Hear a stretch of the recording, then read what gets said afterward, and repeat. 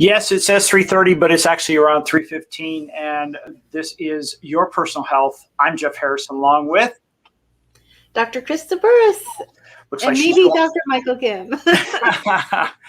Hey, real quickly, I know you were talking about on the COVID update. You were talking about the Delta, and I saw today that Dr. Fauci came out and said that in a few weeks it will be the most dominant strain. And I think you broke that news last week. I think you already said it. So I'll try to let him know that if he just stays in touch with this program, he's going to know all he needs to know.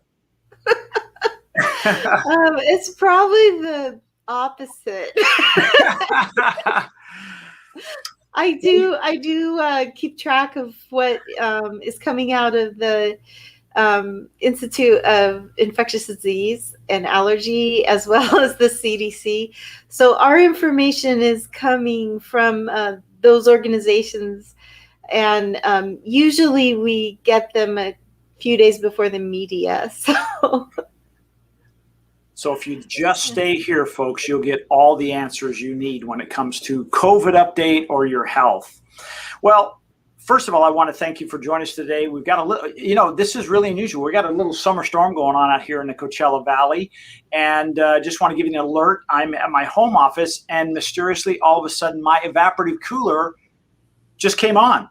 I don't know why, don't know how. I don't know if it was something with the storm, but it just decided to come on. So if for some reason I dart out of here, it's just an emergency, and I'm sure Dr. Burris and Dr. Kim will take this down the right path. But anyway, I just had a question. In this show, we talk about, hey, our personal health, not so much the COVID, but our personal health.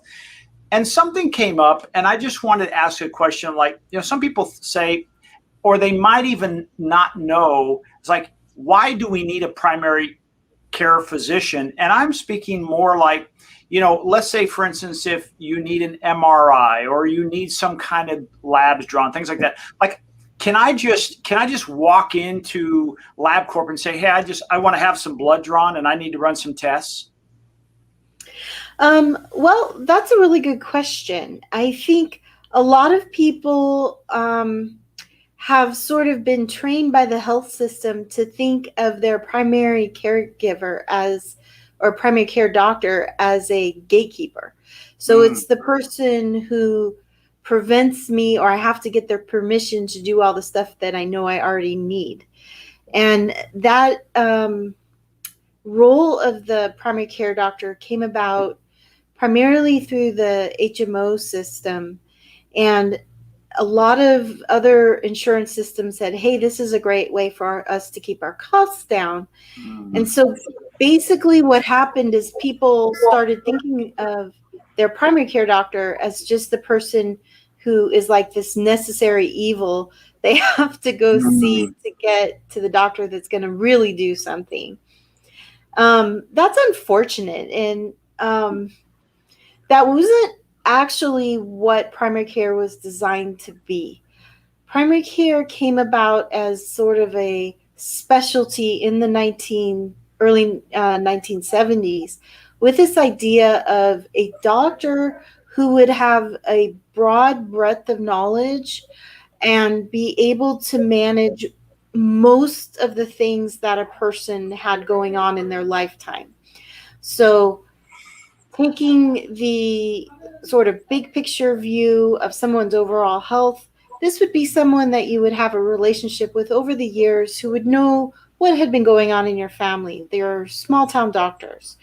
These are the people that know, what happened to you 2 years ago that might make a difference in how you approach a current problem. And the benefit of this is this would be the person where it's sort of like the buck stops. It's the person who sort of gets all the information together and sort of coordinates things.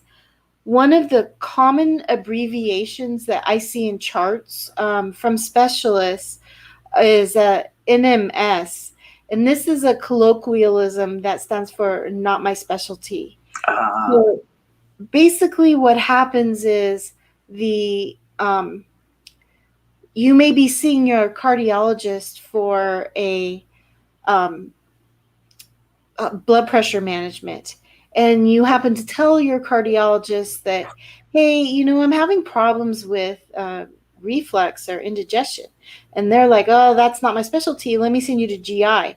So now you're going to a GI specialist for something that really a primary care doctor could have managed. And actually, most of the time, the primary care doctor could manage that high blood pressure as well. This sort of frees the cardiologists and the GI doctors up to do more of the higher level complex patient care, where you have a patient that really is outside of that 80% that the primary care doctor manages. If we were doing things this way, we wouldn't have these long wait times at the specialist office. And the specialists would do what they do best, which is manage these more complex, rare type of problems. Is this then, as you said, it was a gatekeeper type of mentality, and there was obviously there must have been some kind of an educational process, whether intentional or accidental, to make us think, hey, before I can do this, I have to go see my primary care to get the okay for me to have this done by a specialist. But you're saying really it should be just the other way around. So in that case, should we have some kind of an educational program going on in the healthcare system to try to reverse that, to do what you're saying is free up those specialists to do what they're doing, where the primary care physician really has a chance to get to know their customers, if you will, their patients better, and they can probably manage most of those things. And it's all those rare occasions where they have to go to a specialist. Should we start some kind of an education program around that? Unfortunately, the forces in medicine right now are driving things the other way, primarily because most doctors are choosing to go into specialties, and we've talked about that before. So there's actually fewer and fewer primary care doctors and more specialists, which means that each primary care doctor is now managing more and more patients, which makes it very tempting to start referring lots and lots of your patients to specialists to manage things that you probably could do, but it's just you don't have time. Gotcha. So in the current system, the system is forcing things more and more towards specialty care, which is more expensive and usually harder to access.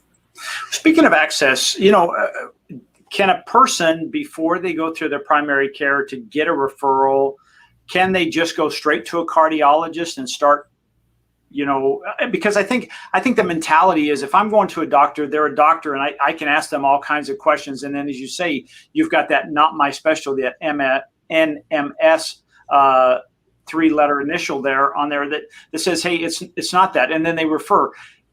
Are we abusing that system by going, well, first of all, can we go directly to, a cardiologist to start our medical journey, if you will, without an okay from our primary? It actually depends on people's insurance. There are a few types of insurance or even cash pay patients who can go directly to a cardiologist's office and make an appointment. Some cardiologists will allow that and some won't. There are other specialists that are so overwhelmed that they will only accept referrals from primary care doctors. And so sometimes it's an insurance problem that forces you to go through a primary, and sometimes it's the specialist's own internal rules. So it really depends on the specialist, but there are a few insurance plans out there where you can bypass a primary, but those are kind of few and far between. So it sounds like then possibly, and again, correct me if I'm wrong, it sounds like our insurance companies have really become the real keeper of the gate. And so yes. if you can't get an okay from them, you just got to live with whatever condition you're in. Yeah, it is probably one of the biggest barriers for people receiving care that they need is hearing a no from an insurance company, whether it's for a medication you need or for a piece of equipment that you need. It can be very frustrating as a doctor. I can't even tell you how many times I've filled out the paperwork for something for a patient who I know needs it. They meet the criteria for the insurance company or the insurance plan. I send all the data in, I send all the notes, and it still gets denied. Mm. And often there's really no explanation of why they denied it. And sometimes 2 or 3 times requesting it, you'll finally get an approval, but often they just continue to deny it. And as a doctor, I'm like, well, what am I supposed to do if I followed all your rules and you're still saying no? And that really should not happen, but it certainly does, and it happens all the time. So let's bring it back to that core question: is like, what role does that primary care physician really play in our lives? Besides just being that, I'm going to call it that foot in the door, not the gatekeeper, but the foot in the door to get that started. That maybe we can start saying, hey, we can now come back to our primary care and probably get, what'd you say, 80 to 90% of our healthcare met? Yes, I think that sort of the realistic ideal role of a primary care doctor currently is someone who's able to manage most of your health issues. And when you do need a referral, is able to organize that. But then when you hit the inevitable snags, is able to help come up with a plan B. Because so say I have a patient who really needs a certain medication and it's being denied for them. There are often appeals process you can go through, and your primary care doctor can help you do that if they're aware of what needs to happen.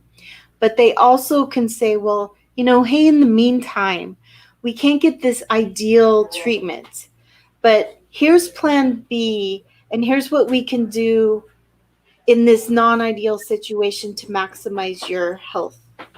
And I think this is kind of real world doctoring. Not everything is always ideal in people's lives. They don't always have a great living situation or enough resources to get what they need. But a good primary care doctor understands that about them and helps to maximize the resources they do have and come up with a plan together that is feasible and will improve their situation.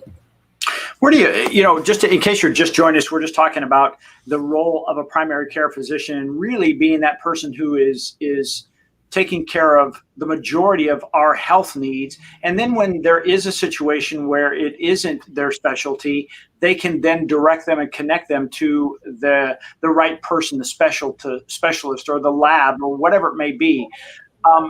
But the challenge is, of course, sometimes we run up against that I don't want to call it the big bad insurance company, but we get against that insurance company that says, no, this is the game. We have all the rules. We have all the pieces of the puzzle, and we're going to control it. Where do you see this going, Dr. Kim? I mean, do you see this changing in a good way? Are we reaching a tipping point as the customers, you as the doctors? Is there a rainbow at the end of this? I'm an optimist. There's always a rainbow. How difficult it will get to that, I think, is the unknown, the variable there. It's always it's like juggling multiple balls and trying to figure out which one is more important at any given time, health versus limited resources versus, capitalism. And so there's just a lot of different factors involved. And I think I don't know if one size fits all. So it's a interesting dilemma See, Dr. Burris wants to say something. So, Well, he's an optimist. I think I'm more of a realist. I think that right now the system is extraordinarily powerful, and in order to change it, we'd have to restructure it. So I think short of some kind of drastic overhaul, we're going to still end up with this situation where care is being directed primarily by profit-driven insurance. So as long as that is the primary goal of healthcare, which is a company making a profit, I think that the actual people making decisions about how the money is spent aren't going to have their hands free to make decisions that make the best sense for patients. But it's a complicated system, and I don't pretend to have any answers. And I don't even know if blowing it up and starting over will come up with something better. So that's where I say I'm a realist. I don't know that in our current state as a country, we're going to have a significant change in the near future that suddenly makes everything better. Well, that's a sobering comment. That it just, because you're on the inside and dealing with it every day. That kind of the reality of we've got a big system that's very powerful, and unfortunately, as you say, it's when it's a profit-driven type of structure. Decisions are made based on profit sometimes, I suspect. And I don't want to say negative against anybody, but it's instead of someone's health, denying, as you say, an apparatus or a test or an operation, that especially when it's coming from a doctor who says this needs to be done. That it's like I said, it's very sobering, and it's I guess it's one of those things that's a bit frightening. If you're 25 years old, you're bulletproof. You've got the mentality, you're bulletproof. But as people get into, especially here in the Coachella Valley, where the average age is a little up there, a little more gray hair than the average bear, and people start needing your services even more often. So you have a different plan, and it isn't driven by those powers. Am I correct? Yes, that's correct. But it doesn't mean that those powers can make the waves that we have to navigate just like everyone else, because we're a small ship in a vast sea, but we are not primarily driven by the same model as they are. Well, tell us about that. Before I let you go, just tell us a little bit about what you do different at Coachella Valley Direct Primary Care, and how someone can get involved, and really what are the costs involved?